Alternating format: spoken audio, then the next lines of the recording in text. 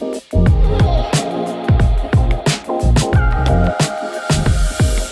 লাইমলাইটে আপনাদের সবাইকে স্বাগত জানাচ্ছি। আমি মোহনা হোসেন।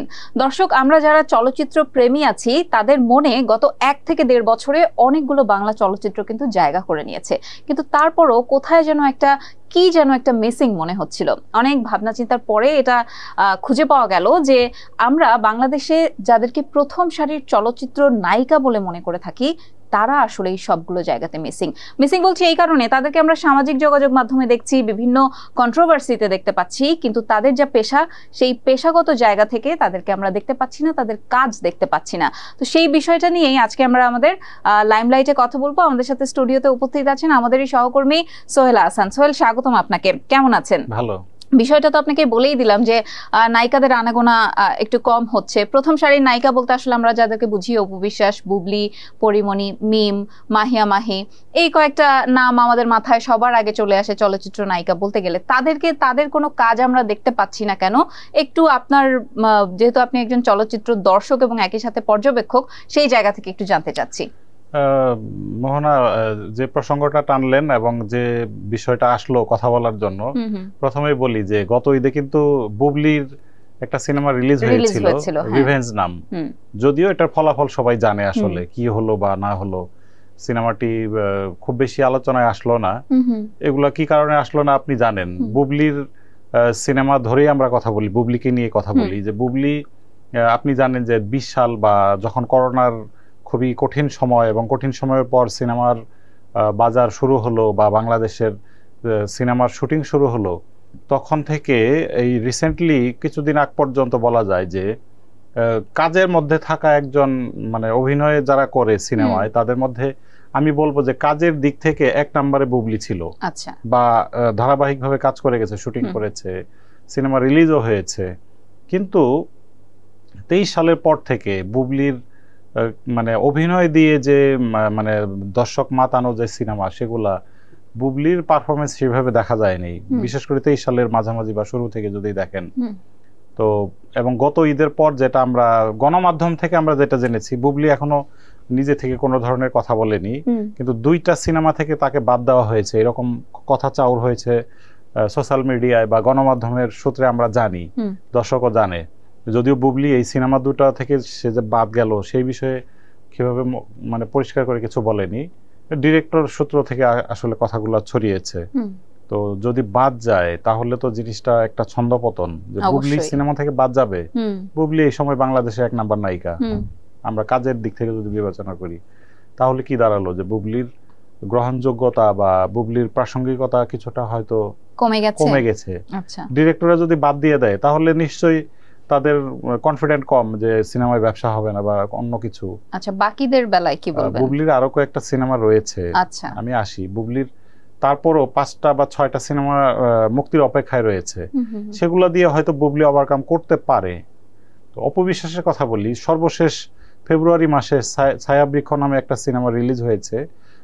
সেটি আসলে নিয়ম রক্ষার একটা সিনেমা আমি মনে করি। যে অনুদানের সিনেমা, সরকারি অনুদান নিয়ে যে সিনেমাটা রিলিজ হলো, কিন্তু এই সিনেমাটা শুটিং হয়েছিল কঠিন সময়ে। করোনার লকডাউন দেয়, আবার খুলে নেওয়া হয়। সিলেটি পাহাড়ি অঞ্চলে চা বাগানের মধ্যে এই সিনেমাটা শুটিং হয়েছিল। আমি যতটুকু জানি নীরব, অপু বিশ্বাস অনেক পরিশ্রম করেছে এবং সিনেমাটি আসলে কষ্ট করে করা। কিন্তু আপনি কিভাবে রান্না করলেন সেটা পরের বিষয়। যে রান্নাটা যদি সুস্বাদু না হয়, পরিবেশন যদি ভালো না হয়, কারো যদি আগ্রহ না থাকে রান্নায়, সেই রান্না করে লাভ কি? তো সিনেমাটি চা শ্রমিকদের জীবন নিয়ে, কিন্তু সিনেমাটি রিলিজ হওয়ার পর তেমন কোনো ব্যবসায়িক সাফল্য না, সাড়া পাওয়া যায়নি। প্রেক্ষাগৃহ ছিল খুবই কম। এবং ঠিক এই সিনেমাটির পর থেকে এই আজকের এই শোর অন এয়ার পর্যন্ত অপু বিশ্বাসের নতুন সিনেমার কোনো খবর নেই। এবং অপু বিশ্বাস কখনো পার্লার, কখনো বিভিন্ন ব্র্যান্ডের শোরুম উদ্বোধন বা কোনো স্টেজ পারফরমেন্স বা ব্যক্তিগত জীবনের কোনো ঘটনা, এগুলা দিয়ে কিন্তু আসলে গণমাধ্যমে থাকছে। তো মিমের কথায় আসেন, মিমও ঠিক তাই, যে কিছুদিন আগে একটা গল্প ভিত্তিক বা একটা মানে শহীদুল্লাহ কায়সারের একটা ঘটনার মধ্যে দিয়ে তিনি একটু আলোচনায় আসছিলেন। শহীদুল্লাহ কায়সারের স্ত্রী চরিত্র অভিনয় করেছিলেন। তো সিনেমাটি রিলিজ হয়নি, কিন্তু মিম কিছুদিন আগে ঘোষণা দিয়েছেন যে 3টি সিনেমায় তিনি কাজ করবেন, কিন্তু সেই সিনেমার ডিরেক্টরকে বা সিনেমাগুলোর নাম কি, সহশিল্পী কে, আর কোনো তথ্য পাওয়া যায় না। এবং তাকে তিনি বলেছেন যে সিনেমাগুলোর তথ্য প্রকাশে বিধিনিষেধ রয়েছে। আচ্ছা, তো এটা গেল এই জায়গায়। আশা করি ভালো কিছুই আসবে। মাহিয়া মাহির কথায় আসি। মাহিয়া মাহি গত নির্বাচনে, জাতীয় সংসদ নির্বাচনের মাঠে ছিলেন, কিন্তু নির্বাচন শেষ হওয়ার পর সবাই আশা করছিলেন যে মাহি হয়তো কাজে ফিরবেন, সিনেমার কোনো ধরনের খবর আমরা পাবো, কিন্তু এখন পর্যন্ত মাহির কোনো নতুন সিনেমার খবর পাওয়া যায়নি। পুরাতন 2-1টা সিনেমা রিলিজের অপেক্ষায় রয়েছে। সেই হিসাব থেকে গত 1-1.5 বছরে মাহিরও কোনো সাফল্য নেই। তারপর যদি বলেন পূজাচেরির ক্ষেত্রেও তাই। ঠিক মানে যেভাবে 2 বছর বা 3 বছর আগে পোড়ামন 2 সিনেমা দিয়ে পূজাচেরির যে আবির্ভাব বা সিয়ামের সঙ্গে যে অভিনয় রসায়ন, ঠিক এরপর কখনো ওটিটি, কখনো সিনেমা, এইভাবে করে জিন নামে একটা সিনেমা রিলিজ হয়েছিল, সম্ভাবনা ছিল পূজাচেরির। বাট পূজাচেরির যে পরিমাণ মানে আমরা সোশ্যাল মিডিয়ায় ট্রল দেখি বা সোশ্যাল মিডিয়ায় তাকে নিয়ে কথা দেখি বা ব্যক্তিগত জীবনের যে ঘটনাগুলো দেখি, যত আলোচনা হয় সিনেমা নিয়ে, কিন্তু সিনেমা অভিনয় নিয়ে এরকম আলোচনা এখনো পাইনি আমরা গত 1-1.5 বছরে। তো এইভাবে করে আসলে আপনাকে যদি আমরা বলি যে বাংলাদেশের এই মুহূর্তে যাদেরকে প্রধান নায়িকা বলা হয় সিনেমার ক্ষেত্রে, তাদের আসলে সিনেমায় কাজ নিয়ে কোনো ধরনের আলোচনা, শুধু আমি না, আমরা বাংলাদেশে যারা এখন সিনেমা দেখে দর্শক, মূল যে বিষয়টা, দর্শক লেভেল থেকে সোশ্যাল মিডিয়ায় প্রচুর কথা হয়। আসলে এখানে কথা বলার আগে আমি দর্শকদের বা সিনেমার যারা কাজ করেন তাদের বিভিন্ন ধরনের আইডিয়া আমি দেখেছি, তাদের কথোপকথন দেখেছি, তর্কযুদ্ধ দেখেছি। সিনেমায় বাংলাদেশে 1-1.5 বছরে নায়িকাদের কোনো সাফল্য নেই। হ্যাঁ, এই জায়গা থেকে যেহেতু আপনি অনেকের সাথে কথা বলেছেন, তাদের বাকযুদ্ধ আপনি শুনেছেন বললেন, সেই জায়গা থেকে একটু তাহলে জানতে চাই, এখন তো সিনেমাগুলোতে অনেক বিদেশি তারকাদের যুক্ত করা হচ্ছে, তো দেশি নায়িকাদের ছেড়ে বিদেশিদের কেন যুক্ত করা হচ্ছে তাহলে?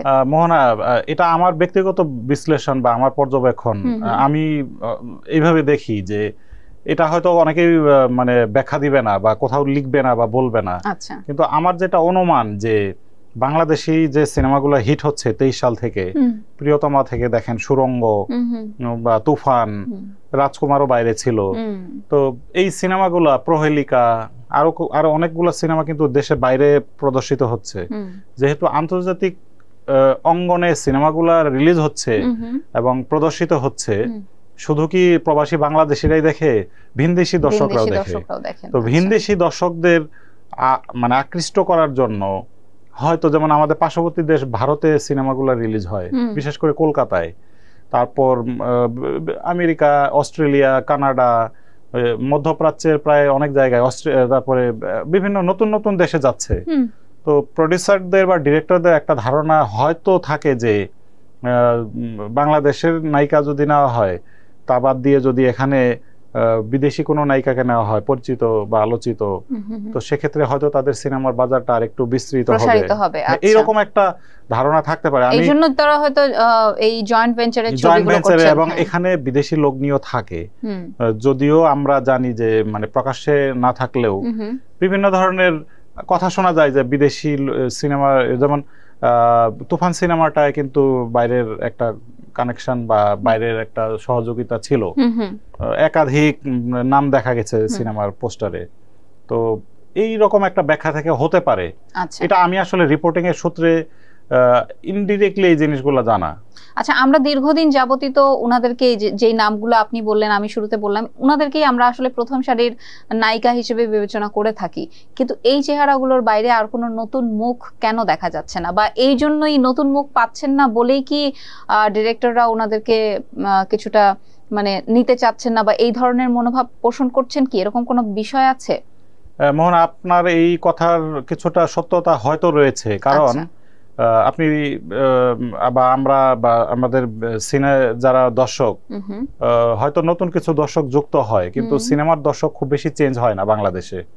তো অপু বিশ্বাস অনেকদিন থেকে অভিনয় করছে, মাহিও সেই অনেকদিন 12 সাল 11 সাল থেকে অভিনয় করছে, বুবলিও তাই অনেকদিন, বুবলিরও অনেকদিন হয়ে গেল, পূজাচেরিরও তাই, অথবা সিনেমাগুলোর যে গল্পের যে প্যাটার্ন, ডিরেক্টরের যে প্ল্যানিং, সেখানে হয়তো নায়ক এই রানটা করতে পারছে, নায়িকার যে রান দরকার বা স্ট্রেন্স দরকার, সেটা হয়তো মানে আমাদের বাংলাদেশি ডিরেক্টর যারা এখন বিগ বাজেটের সিনেমা তৈরি করছে তাদের বাংলাদেশি নায়িকাদের উপর সেই কনফিডেন্টটা কম। আপনাকে আরেকটা কথা বলি যে বাংলাদেশি নায়িকারা অনেকেই কিন্তু শুটিং সেট থেকে হাওয়া হয়ে যায়। তো একটা বিগ বাজেটের সিনেমায় যদি একদিন বা 2 দিনের শুটিং কোনো কারণে ডাউন হয়ে যায়, তাহলে যে আর্থিক ক্ষতিটা হবে সেটা হলে তুলতে 2 সপ্তাহ লাগবে। তো এইরকম নানা ধরনের অপেশাদারী আচরণ রয়েছে বাংলাদেশি নায়িকাদের। তো যে কারণে ওই একটা অনেকগুলো কারণ কিন্তু আসলে এই বাংলাদেশি সিনেমায় দেশীয় নায়িকাদের ইউজ না করে বাইরের নায়িকাদের কেন নেওয়া হচ্ছে? তারা কমিটেড থাকে, চুক্তিবদ্ধ থাকে। বাংলাদেশি নায়িকারা চুক্তিবদ্ধ থাকলেও আমরা গণমাধ্যমে তাকালেই দেখি যে শুটিং সেট থেকে হাওয়া, সিলেট থেকে বাংলাদেশে ঢাকায় আসে, সিলেট থেকে ঢাকায় আসে, এসে পরের দিন আর যাওয়ার কোনো ইয়ে নেই। এবং এইরকম আমি নিজে নিউজ করেছি কয়েক বছর আগে, বাংলাদেশে খুবই স্বনামধন্য একজন ডিরেক্টর, তার সিনেমায় এরকম একটা ঘটনা ঘটেছিল যে একটা বিকালে একটা অনুষ্ঠানের জন্য ছুটি নিয়ে এসে পরের দিন আর ফিরে যায়নি, কিন্তু সে সারাদিন শুটিং এ বসে থাকলো। এই ধরনের একটা ঝুঁকি মাথায় রেখে বাংলাদেশের অনেক ডিরেক্টর আমাদের প্রচলিত অনেক নায়িকাকে ব্যবহার করেন না। আচ্ছা, তো এইরকম একটা বিষয় হতে পারে আসলে। অসংখ্য ধন্যবাদ সোহেল আপনাকে। দর্শক আপনাদেরকেও অসংখ্য ধন্যবাদ এতক্ষণ আমাদের সাথে থাকার জন্য। অনেকগুলো কারণই তো আপনারা জানলেন যে প্রথম সারির নায়িকা বলতে আমরা আসলে যাদেরকে বুঝি তাদেরকে আমরা কেন দেখতে পাচ্ছি না পর্দায়। আশা করি এই ধরনের সমস্যাগুলো তারাও কাটিয়ে উঠবেন এবং একই সাথে আমরা আমাদের চলচ্চিত্রের নতুন কিছু মুখ দেখতে পাবো, এই আশায় শেষ করছি আমাদের আজকের লাইমলাইট। ধন্যবাদ সবাইকে, ভালো থাকবেন।